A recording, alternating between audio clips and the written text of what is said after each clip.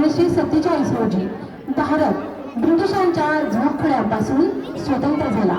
भारताला स्वतंत्रता मिळवून देण्यासाठी लोकमान्य टिळक, स्वातंत्र्यवीर सावरकर, नेताजी सुभाषचंद्र बोस, महात्मा गांधी, पंडित जवाहरलाल नेहरू अशा अनेक महापुरुषांच्या प्रयत्नातून तसेच भगतसिंह, राजगुरू, सुखदेव आणि चंद्रशेखर आझाद, बाबू गेलो, शिरीष कुमार अनेक क्रांतिकारकांनी आपल्या प्राणाची आहुती दिली आणि आपल्या भारत देशाला एक स्वातंत्र्याची पहाट मिळवून दिली.